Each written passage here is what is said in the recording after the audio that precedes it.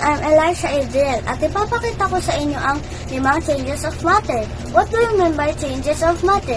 Changes of matter refers to the physical change that occur when matter changes from one state to another.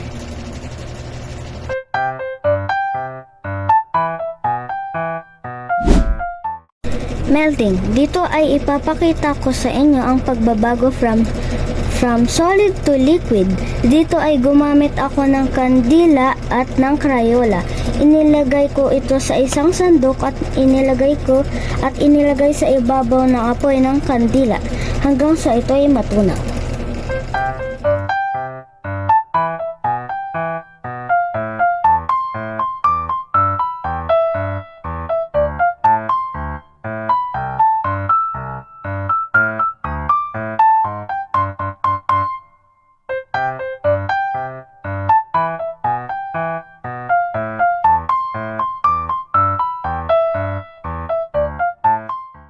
Explanation. Melting is a process that causes a substance to change from a solid to a liquid. Melting occurs when the molecules of a solid speed up enough that the motions overcomes the attractions so that the molecules can move past each other as liquid.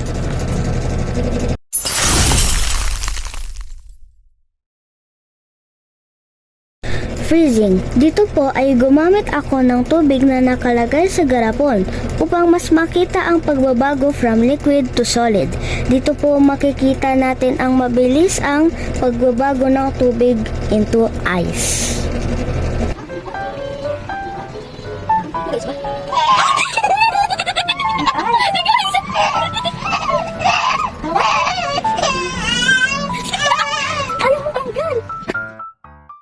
Freezing explanation.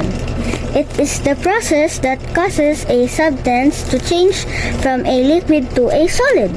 Freezing occurs when the molecules of a liquid slow down enough that their attractions cause them to arrange themselves into fixed positions as a solid.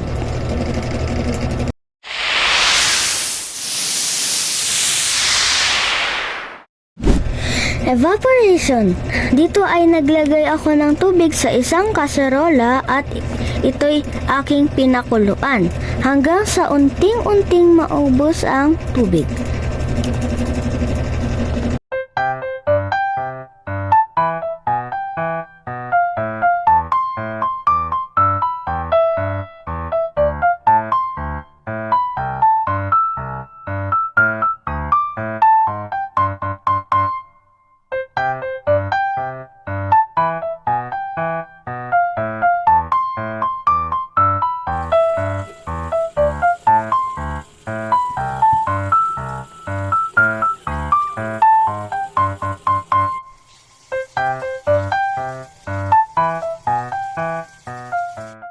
Evaporation explanation.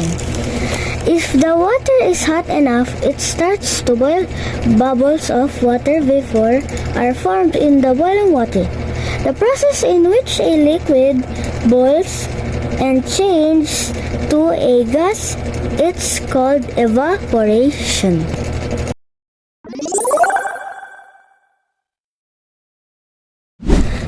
Condensation.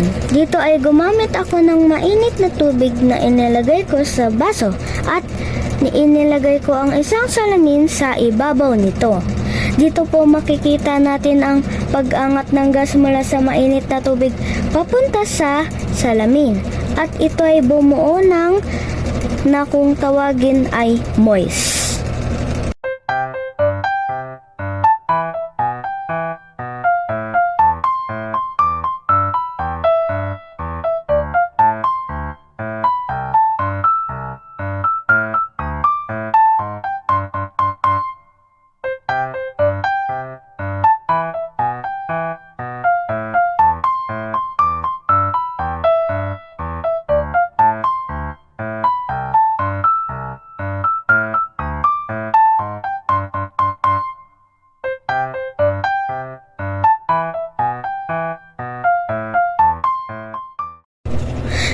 Condensation's explanations. It is the process where water vapor becomes liquid.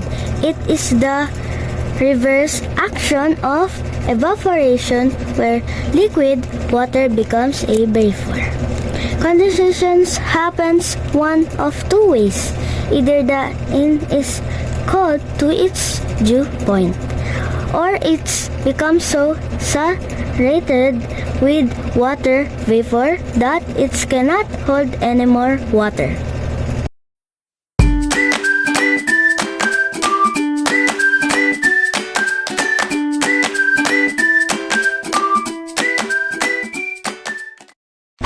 Sublimation.